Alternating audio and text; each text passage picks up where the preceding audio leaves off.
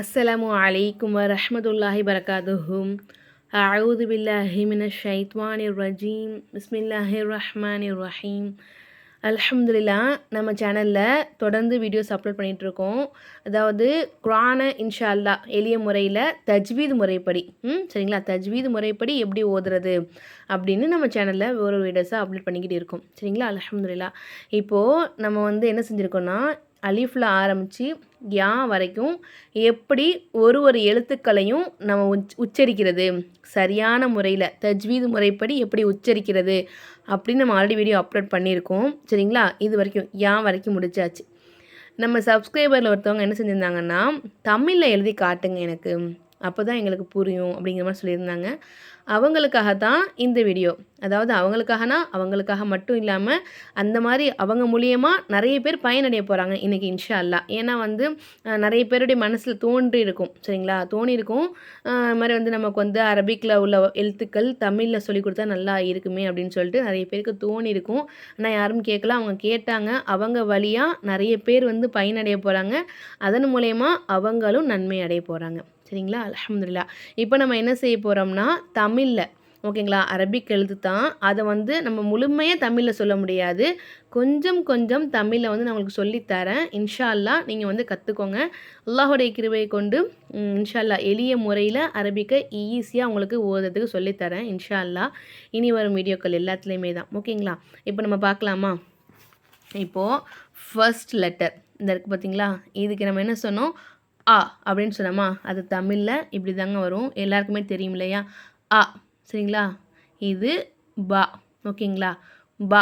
பாவுடைய மஹ்ரஜு, தாவுடைய மஹ்ரஜு, எல்லா மஹ்ரஜுமே, அதாவது மஹ்ரஜ் அப்படிங்கிறது பிறப்பிடம். நம்ம வாயில் எந்த இடத்துலேருந்து அந்த எழுத்துக்கள் பிறக்குது அப்படிங்கிறதுக்கான பிறப்பிடத்துக்கு தான் மஹ்ரஜ் அப்படின்னு சொல்லிட்டு அரபிக்கில் சொல்லுவாங்க. சரிங்களா, இப்போ நம்ம ஒரு எழுத்துக்களும் எந்தெந்த இடத்துலேருந்து பிறக்குது அப்படின்னு சொல்லிட்டு நம்ம ஆல்ரெடி சொல்லி கொடுத்துருக்கோம் நம்ம வீடியோஸில். இப்போ நம்ம ஒரு எழுத்துக்களையும் தமிழில் எப்படி வாசிக்கிறது அப்படின்னு சொல்லித்தரேன் உங்களுக்கு. சரிங்களா, இங்கே பாருங்கள், இது ஆ. சரிங்களா, இது பா. நம்ம இது எப்படி சொல்லுவோம்? நம்ம தமிழில் பா அப்படின்னு சொல்லுவோம்ல. ஆனால் நம்ம என்ன செய்யக்கூடாது, அரபிக்கில் பா அப்படின்னு சொல்லணும். பா அப்படின்னு சொல்லக்கூடாது. இது பா அந்த மாதிரி வாசிக்கணும். இது தா. சரிங்களா, இது என்னது? தா. நம்ம இது எப்படி சொல்லுவோம்? தமிழில் தா அப்படின்னு சொல்லுவோமா, அதே தாங்க இந்த தா. ஓகேங்களா, இது சா. இங்கே என்ன போட்டிருக்கேன்? சா போட்டிருக்கேன்.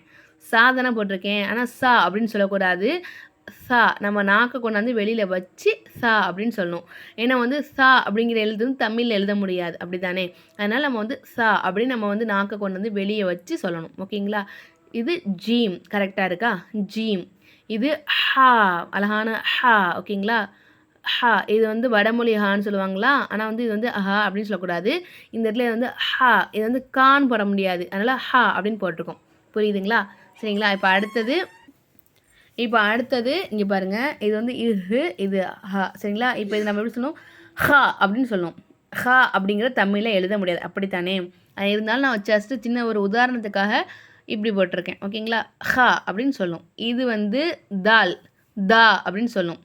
இத்தா அப்படின்னு போட்டிருக்கேன்னா, இத்தா அப்படின்னு சொல்லாமல் அதை லேசா தா அப்படின்னு சொல்லணும். ஓகேங்களா, இது தால், தா.